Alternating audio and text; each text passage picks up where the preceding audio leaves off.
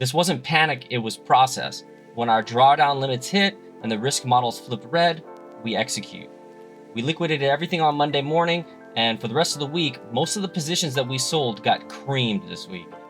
And in this update, I'm going to break down what triggered and why I sold everything and what I'm going to do going into the end of the year and next year. If that's what you're into, stick around. All right, so the account sits at 122,269. We are up slightly on the day, and we are currently down 1,261 for the 1 month. And yeah, what a crazy week it's been.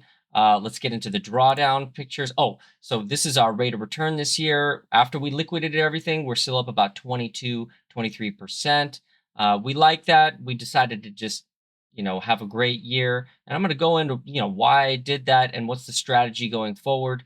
Because I know I wanted to hold for long term, but, we were defensive this entire year, and it's looking like, all the positions that we were in, whether it be the long-term bonds, and all of the, tech stock positions, were going to turn against us and turn against us pretty quickly here. So we decided to pull the trigger, take the gains for the year, and then just kind of wait out the storm here for about a month or so, and then I'll show you guys what I got going on. And I picked a whole new basket to create a whole new portfolio, for next year. All right, so if you guys checked out last week's video, basically I was showing you guys the drawdown, how we were, below our 16-period moving average for the drawdown, and then when we had another bad day, down about 4 or 5%, we decided to just cut it, because the market was still at the highs, but yeah, we decided to cut it at 4 or 5% and leave it there for the time being. And so this is the equity curve. I think on the last video, I showed you guys, bad things happen when the equity curve goes below that 16-period moving average.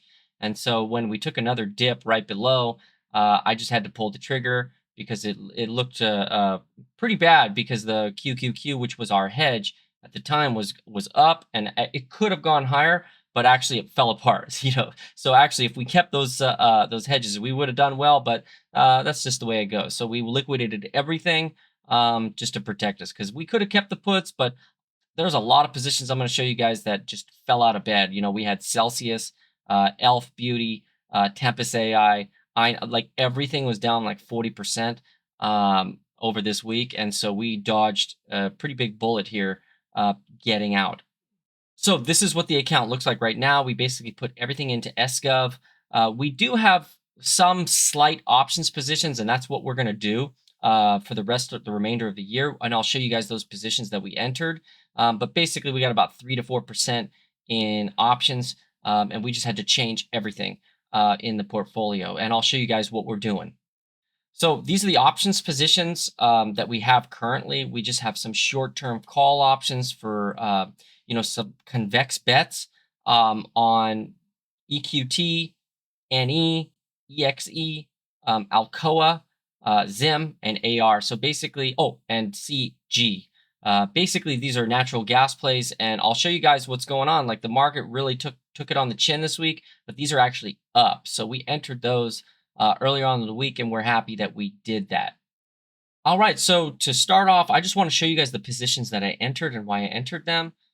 Basically, I created a whole new screen of good stocks that are, growing revenue and growing earnings, and that they're not that expensive and they're in good spots.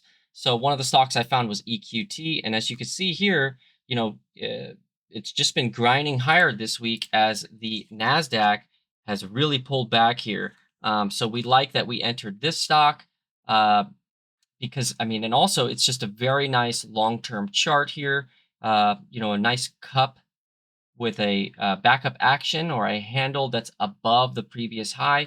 So we think that this EQT could really break out here. And so we're not trying to take a lot of risk in this market right now. So we just did some short-term call options with about, less than 1% of the account in this. And then we have the $60 calls.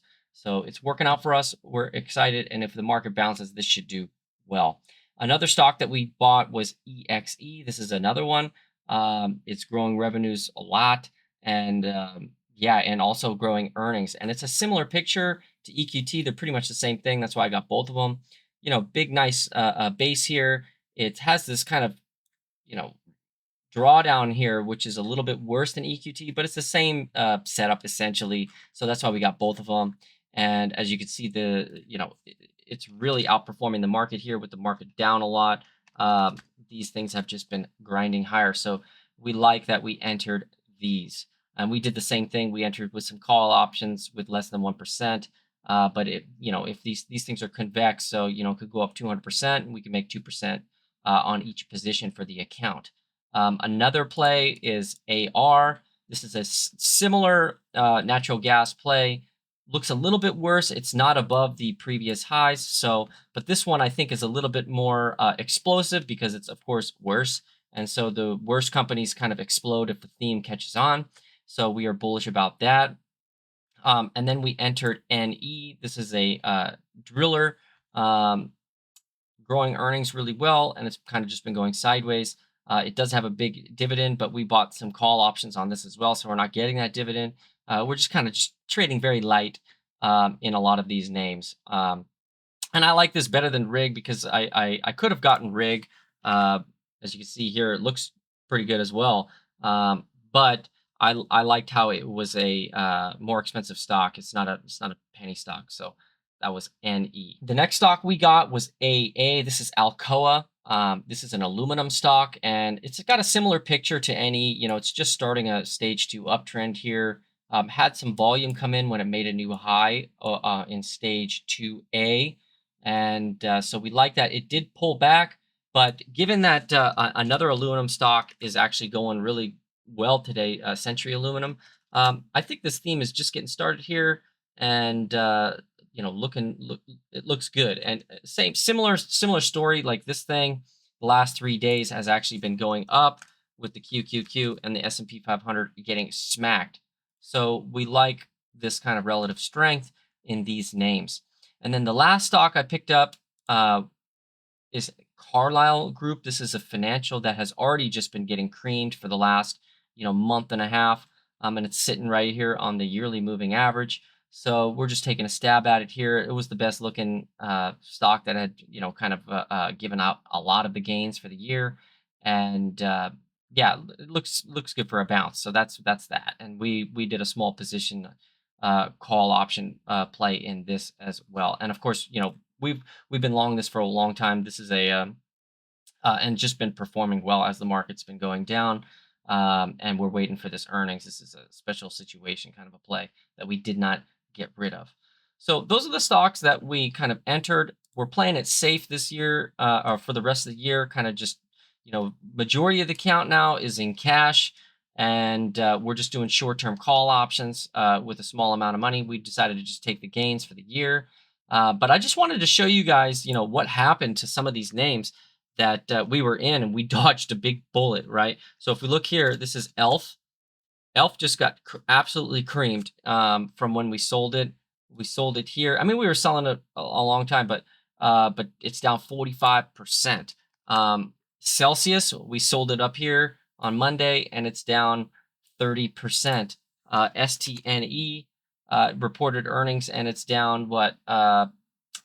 Where's this thing? 10% today.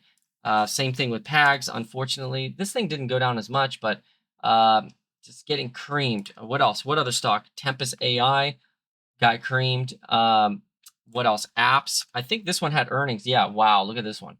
This one had earnings. It gapped up. I think it gapped up 30%. Yeah, it gapped up 37% and gave it all back. Ooh, that's brutal. INOD had some earnings today, and it's up a little bit, but it's down a lot from this little head and shoulders pattern here. What else? BMNR.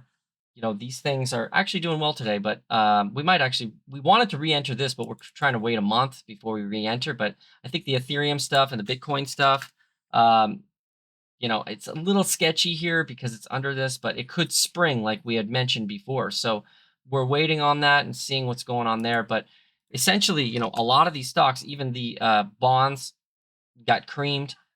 So basically, like a lot of things that we exited on Monday really took it on the chin this week, and we dodged all of it. And yeah, I mean, we're in a drawdown of about 4.5%, 4 or 5%, And so we're just going to trade light until we can kind of get some momentum going.